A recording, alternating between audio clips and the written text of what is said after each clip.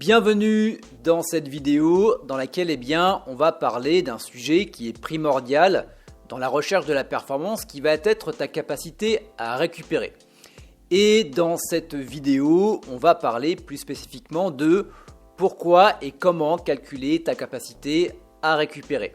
Pourquoi ?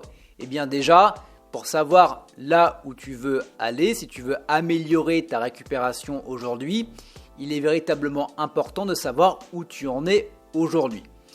Donc petit disclaimer avant d'aller plus loin, qu'est-ce que la récupération ?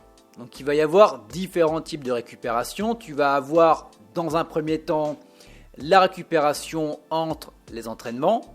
Tu vas également avoir ta capacité à récupérer suite à une blessure.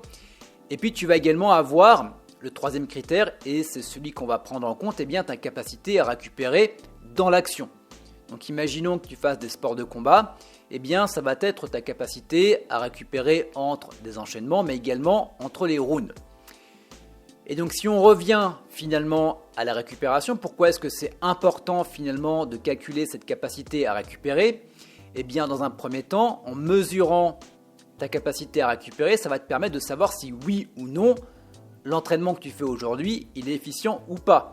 C'est-à-dire que si tu prends la mesure à un instant T, donc l'instant T1, et que un mois après, tu refais ton test et que tu vois que finalement tu as diminué en récupération, il y a peut-être des questions à te poser sur ton entraînement en tant que tel. Et si tu vois que finalement tu as une amélioration au fur et à mesure des semaines et des mois, le deuxième effet qui se coule, si je puis dire, c'est que ça va te permettre de rester motivé. Parce que l'entraînement que tu fais, il porte ses fruits. Et donc s'il porte ses fruits, forcément tu vas être beaucoup plus motivé à le continuer. Donc maintenant, quelles vont être finalement les deux manières de mesurer ta récupération ? La première manière, ça va être la fréquence cardiaque. Et pour ça, il n'y a rien de tel qu'un cardio-fréquence-mètre pour la calculer. Alors j'ai été dans pas mal de salles de boxe, pas mal de salles d'arts martiaux qui font de la compétition de manière générale, et j'ai très rarement vu ce genre d'appareil porté par les boxeurs. Alors c'est dommage parce que finalement on travaille à la sensation et c'est toujours intéressant d'avoir des mesures telles qu'un cardio-fréquence-mètre pour savoir si oui ou non j'arrive à beaucoup mieux récupérer ou pas. Donc si tu n'as pas un cardio-fréquence-mètre, je t'invite à faire cet investissement, tu vas voir que ça va t'apporter énormément. Ensuite, la deuxième manière de tester, de savoir la manière de calculer ta récupération, ça va être au ressenti. Donc quand on parle de ressenti, ça va être ta capacité entre deux rounds par exemple ou entre deux enchaînements, à récupérer ou à garder ta concentration, ton focus. Également si tu es essoufflé, d'arrêter ou de réduire l'essoufflement. Et puis également, tu vas avoir cette sensation de lourdeur que tu peux avoir au niveau des jambes, au niveau des bras, au niveau du corps de manière générale. Donc, comment est-ce qu'on fait pour calculer ce type de récupération ? On va se mettre en condition. Imaginons qu'on souhaite améliorer la récupération entre deux rounds, en boxe, en JJB, en MMA, peu importe. On va calculer ta capacité à redescendre en dessous de 130 battements minutes durant le temps imparti. Donc en gros, imaginons que tu aies 2 minutes de récupération entre deux rounds, ça va être ta capacité à descendre en dessous des 130 battements minutes avec ça. Donc en gros, peut-être qu'au départ, il faudra 2 minutes et le but, ça va être tout simplement de diminuer le temps imparti pour descendre en dessous des 130 battements minutes. Donc peut-être qu'au bout d'un moment, tu pourras le faire en 1 minute 30, en 1 minute, etc. Et puis également, ça va être ta capacité à te sentir frais à la fin de la pause entre deux rounds. Donc si tu arrives à te dire, là je me sens frais au bout d'une minute, alors qu'avant il me fallait 2 minutes et des fois je repartais au combat alors que finalement j'étais encore HS, là tu vas pouvoir déterminer si oui ou non tu vas améliorer ta récupération. Donc à savoir que ça va être hyper important de toujours choisir le même protocole de test. Donc en gros, si tu veux calculer ta capacité à récupérer entre 2 rounds, ça peut être 2 rounds au PAO, ça peut être 2 rounds au sac, ça peut être 2 rounds en sparring.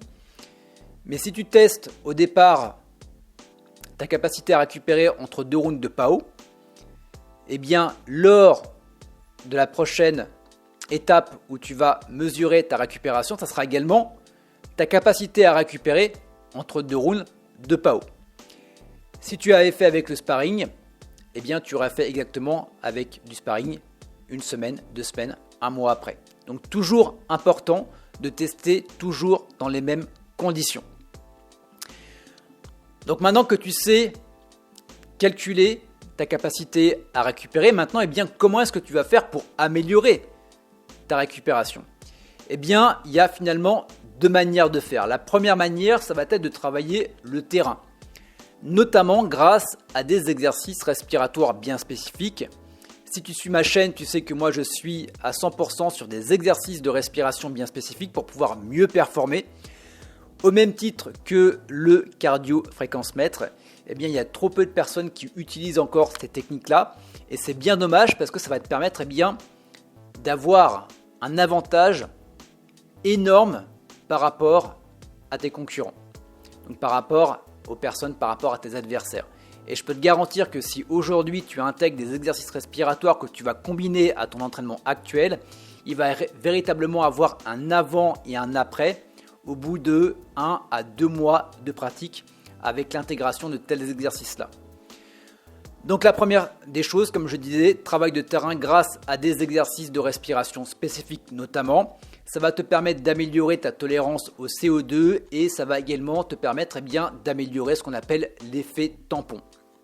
Et puis ensuite, à partir du moment où tu auras amélioré ta récupération de manière générale, donc récupération de terrain, eh bien, tu vas également avoir ta capacité à mieux récupérer à l'instant T. Donc qu'est-ce que tu vas mettre en place finalement entre 2 rounds pour accélérer encore plus la récupération?